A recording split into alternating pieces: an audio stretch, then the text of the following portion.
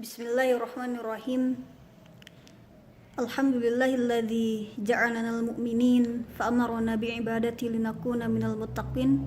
Fasubhanalladzi khalaqanal ahsana taqwim kama 'allamana an nashkurak antal muqaddim wa antal muakhir biyadikal khair innaka 'ala kulli syai'in qadir. Nusalli wa nusallimuna 'ala asrafil anbiya'i wal mursalin wa 'ala alihi wa sahbihi wa ummatihi wa dzurriyyatihi ila yaumiddin, amma ba'd. Perkenalkan, nama saya Cindy Ristiana. Saya dari STAI Persis Garut, jurusan Ilmu Hadis semester 3. Pada kali ini saya akan membahas fikih jinayah bab riddah dalam kitab Fiqhus Sunnah karya Said Sabiq. Apa itu riddah? Riddah itu asal kata dari irtidad, yakni berbalik, berpaling, kembali. Maksudnya adalah seorang muslim yang berbalik pada kekafiran karena pilihannya tanpa ada paksaan dari siapapun, yang kita sebut dengan murtad. Tetapi tidak semua orang bisa dikatakan murtad, seperti murtadnya orang gila, murtadnya anak-anak. Nah, dua orang ini tidak dikatakan murtad jika keluar dari Islam, karena amal-amal mereka tidak akan dicatat, ya, sebagaimana hadis Nabi, rufi'al qalam an salasa anin naim hatta yastayqid wa an sobi hatta yahtalim wa an majnun hatta ya'kil.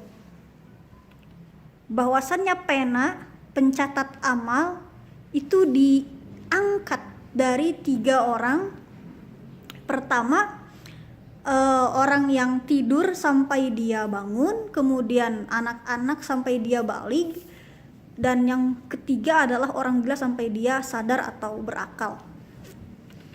Begitupun jika kita dia dipaksa untuk murtad, kemudian kita pura-pura murtad karena misal takut akan disiksa, maka tidaklah dianggap murtad selama keimanan kokoh dalam hati kita. Ya, sebagaimana misal terkisah Amr bin Yasir. Kita tahu Amr bin Yasir yang terpaksa untuk mengucapkan keluar dari Islam karena takut akan siksaan. Nah, dari peristiwa ini turun Quran surah ke 16, ya, An-Nahl di ayat ke Man kafara billahi min ba'di imani illa man akraha wa qalbuhu mutmain bil iman walakin man syaraha bil kufri sadr fa alaihim ghadabun minallah wa lahum adzabun azim. Kata Allah, siapapun, ya, yang kafir kepada Allah setelah dia mendapatkan hidayah, setelah dia beriman, maka dia mendapat kemurkaan Allah. Kecuali, nih ada kecualinya, orang yang dipaksa kafir padahal hatinya tetap tenang dalam keimanan. Walakin man syaraha bil kufri sadr, tetapi orang yang melapangkan dadanya untuk kekafiran, maka kemurkaan Allah menimpanya dan mereka akan mendapatkan azab yang besar. Lalu bagaimana perpindahan seorang kafir dari satu agama ke agama kafir lainnya? Apakah itu termasuk kemurtadan? Jika seorang muslim keluar dari Islam, maka ia murtad dan berlaku hukum Allah terhadap kemurtadannya. Tetapi jika seorang kafir berpindah dari agamanya ke agama kafir lainnya, maka ia tetap berpegang pada agamanya, yaitu dia berpindah dari agama yang salah ke agama yang sama-sama salah. Berbeda dengan jika dia berpindah dari agama lain ke agama Islam, maka itu namanya hidayah. Wa may yabtaghi ghairal islami dinan fala yuqbala min wa huwa fil akhirati minal khasirin. Siapa yang mencari agama selain Islam, maka tidak akan diterima, dan di akhirat dia termasuk orang yang rugi.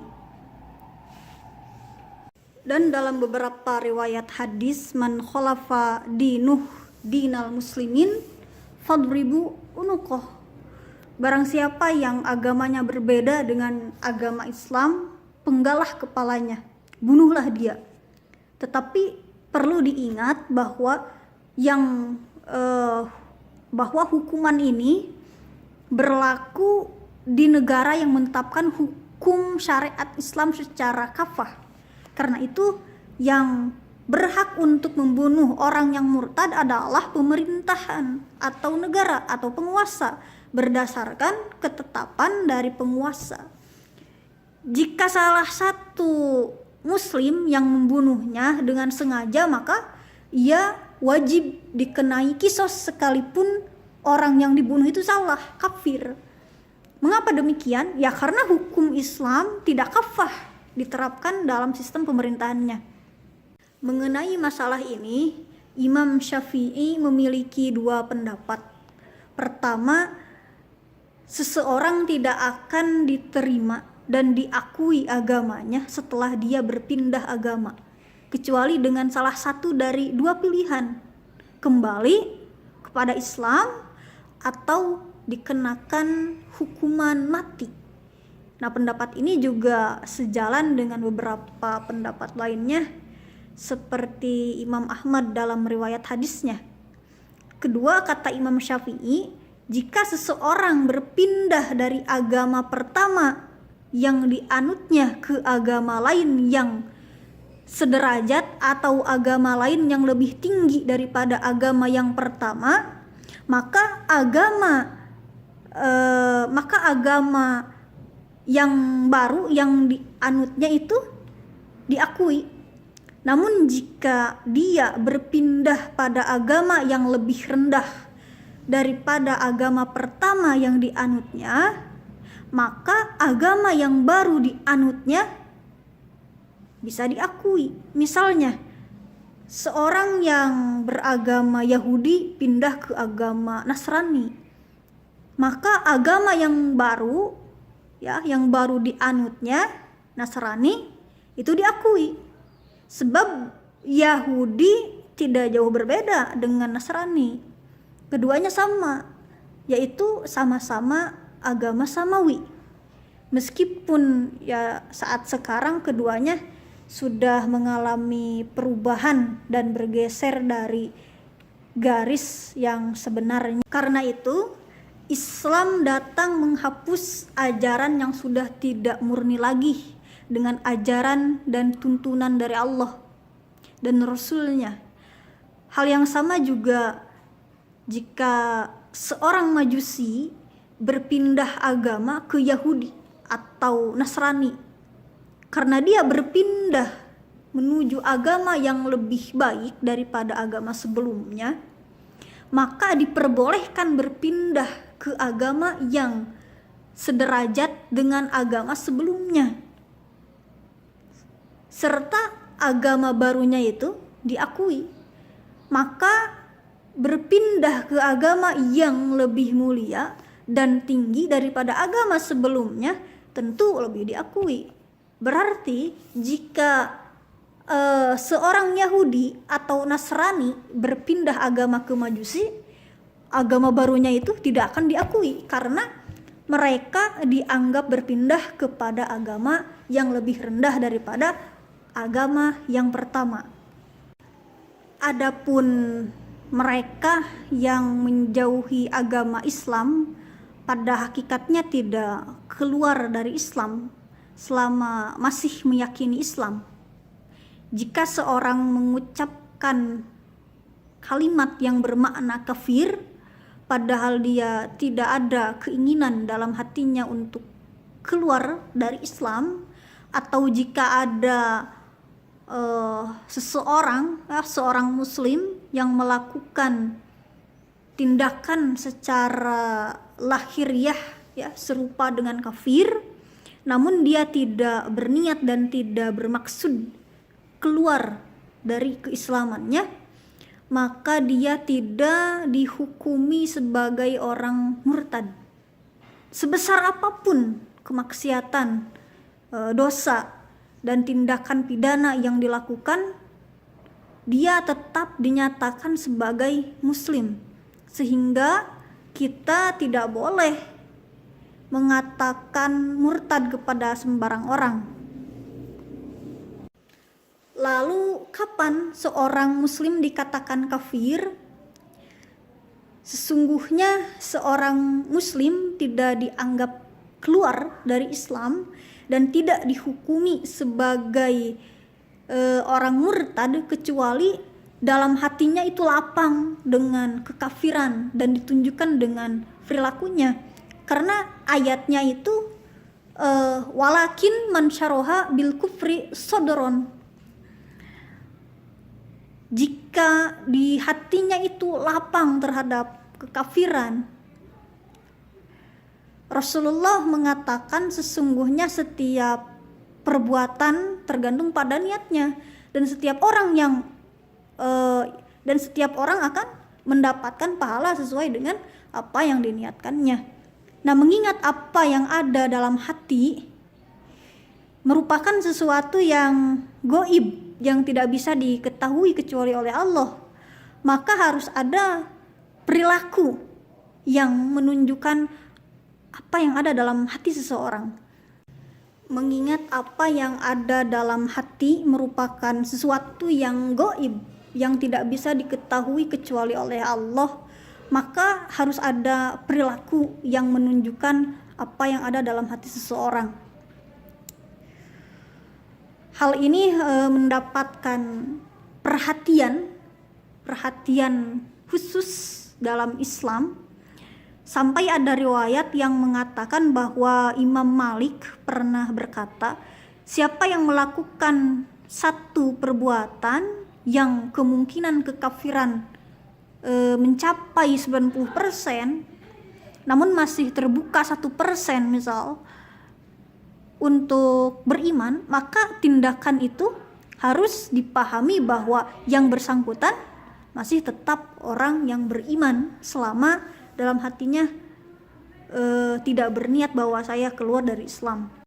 Semisal perilaku mencela Rasul atau menghina agama, menghina Islam, menghina Quran, menghina sunnah, serta enggan menetapkan hukum yang terdapat dalam Quran dan hadis, atau lebih mendahulukan aturan hukum produk manusia daripada hukum Islam, atau mengakui telah sampai wahyu.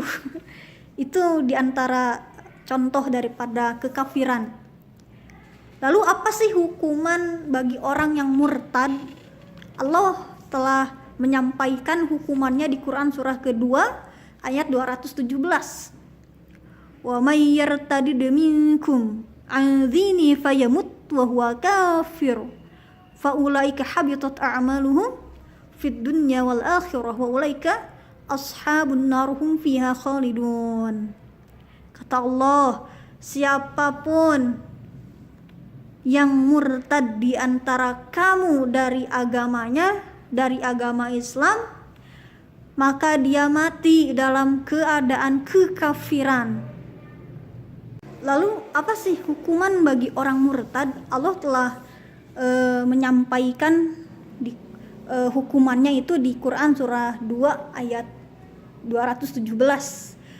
Wa may yartadid minkum an dinihi fayamut wa huwa kafir fa ulaika habitat a'maluhum fid dunya wal akhirah wa ulaika ashabun nar hum fiha khalidun. Siapapun, kata Allah, yang murtad di antara kamu dari agamanya, dari Islam, lalu dia mati, maka matinya itu adalah mati dalam keadaan kafir. maka mereka itu sia-sia amalannya di dunia dan di akhirat, dan mereka akan menjadi penghuni neraka, mereka akan kekal di dalamnya. Nah, ayat ini menjelaskan bahwa seorang muslim manapun yang keluar dari agama Islam dan dia tetap berada pada kekafirannya sampai meninggal dunia, maka seluruh kebaikan dari amal-amalnya yang pernah dilakukannya akan sia-sia, dan buah kebaikannya juga tidak akan bisa dirasakan di dunia. Karena itu dia tidak lagi memiliki hak seperti yang dimiliki oleh kaum muslimin lainnya. Selain itu, dia juga tidak berhak mendapatkan kenikmatan akhirat yang kekal, yang dapat diraih oleh seorang muslim. Dia akan terus mendapatkan siksa yang pedih. Allah juga telah menetapkan hukuman bagi orang yang murtad yang harus disegerakan selama di dunia. Bagaimana ketika kita sudah menghukum atau menjatuhkan hukuman mati kepada orang yang murtad? Apa sih hikmahnya itu? Jika seseorang keluar dari Islam setelah dia memeluk dan mengetahui Islam, berarti dia telah keluar dari jalan yang seharusnya. Dia telah jauh dari cahaya kebenaran dan dalil yang lurus, menyimpang dari akal yang benar dan fitrah yang suci. Manusia manapun ketika telah mencapai derajat seperti ini berarti telah murtad dan jatuh ke tingkatan paling rendah, seperti dia juga telah benar-benar jatuh ya ke dasar permukaan. Orang seperti ini tidak lagi perlu dijaga dan dipelihara kehidupannya. Tidak perlu pula lelah meneruskan penjagaan hayatnya, karena hidupnya tidak lagi memiliki tujuan yang mulia dan maksud yang terpuji. Di sisi lain, sesungguhnya Islam merupakan suatu agama yang mempunyai metode yang bersifat umum dalam kehidupan, peraturan yang mencakup segala norma. Orang yang murtad sesuai dengan jalan pikiran manusia dan ketentuan lain yang ada. Nah, sebelum kita menghukum orang yang murtad itu dengan hukuman mati, alangkah indahnya kita beri dia nasihat, suruh dia untuk kembali pada Islam. Karena banyak kemurtadan yang terjadi sebagai akibat dari keraguan-raguan dan syubhat yang mengganggu jiwa dan keimanan orang yang melakukannya. Karenanya kita harus memiliki jalan keluar yang tepat untuk melepaskan diri dari keraguan-raguan dan syubhat yang disertai dalil dan bukti kuat, sehingga dapat mengembalikan dan menghidupkan kembali cahaya hati yang dipenuhi dengan keraguan-raguan. Dari sini dapat dikatakan bahwa kita mempunyai kewajiban untuk meminta seseorang ya yang murtad agar kembali, agar bertobat, walaupun dia telah berulang kali ya keluar dari Islam. Hendaknya kita memberikan jeda waktu ya yang cukup untuk orang yang murtad untuk memikirkan kembali dan merenungkan perbuatannya serta menyelesaikan bisikan-bisikan yang mengganggu pikiran dan hatinya. Jeda waktu itu diberikan agar orang yang murtad dapat merenung dan mendengar isi hatinya, hati kecilnya setelah pemberantasan keraguan-raguannya terhadap Islam selesai. Jika dia kembali memeluk Islam dan tidak melanjutkan tindakannya, lalu berkeinginan untuk mengucapkan 2 kalimat syahadat, mengakui kesalahan yang telah diperbuatnya, dan melepaskan hubungannya dengan seluruh agama selain Islam, maka taubatnya pun diterima insya Allah. Tapi jika tidak mau bertobat, maka dikenakan hukuman baginya, yaitu hukuman mati. Dan jika dia tetap berpegang teguh terhadap kemurtadannya, maka keadaannya akan berubah dari sebelumnya dan berlaku baginya ketentuan baru dalam hubungan pernikahan dan dalam waris. Bila seorang suami atau istri murtad, maka hubungan suami istri di antara keduanya akan terputus secara otomatis. Putusnya hubungan suami istri ini disebabkan perbedaan agama, dan kemurtadan salah satu dari sebab itu. Jika orang murtad tadi terbunuh dan meninggalkan harta waris, maka harta kekayaannya akan berpindah tangan kepada ahli waris yang beragama Islam, karena dia telah dianggap sudah meninggal sejak perpindahan dia dari keyakinan agama. Kemudian ada hilangnya hak perwalian. Seseorang yang murtad tidak memiliki kuasa untuk melindungi atau mengawasi orang lain. Jadi bila seseorang murtad, ya, dan dia itu adalah seorang ayah, maka dia tidak lagi menjadi wali atas pernikahan anak perempuannya. Kemudian seorang yang murtad juga, semisal yang murtad itu adalah ayahnya atau seorang ayah, maka dia tidak lagi menjadi wali atas pernikahan anak perempuannya. Seperti halnya dia tidak lagi mendapat menjadi wali dalam segala urusan anak laki-lakinya. Semua akad yang berkaitan dengan anak-anaknya pun batal karena perwaliannya telah gugur karena berbeda agama. Dan status harta orang murtad, kemurtadan seseorang tidak secara otomatis melepas kekuasaannya terhadap barang-barang yang dimilikinya. Semua harta milik orang murtad sama seperti harta orang kafir, sehingga dia berhak menggunakan hartanya sesuai dengan yang dia inginkan.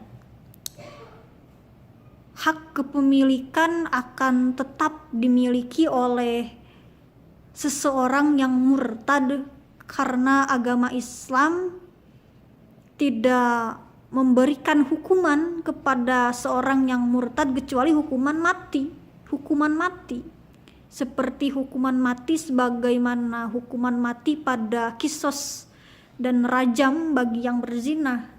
Seseorang yang dijatuhkan hukuman kisos dan rajam juga tidak menafikan dan tidak menghapus hak kepemilikannya terhadap hartanya. Nah, itu dia penjelasan mengenai riddah yang ditulis oleh Sayyid Sabiq dalam kitabnya Fiqhu Sunnah.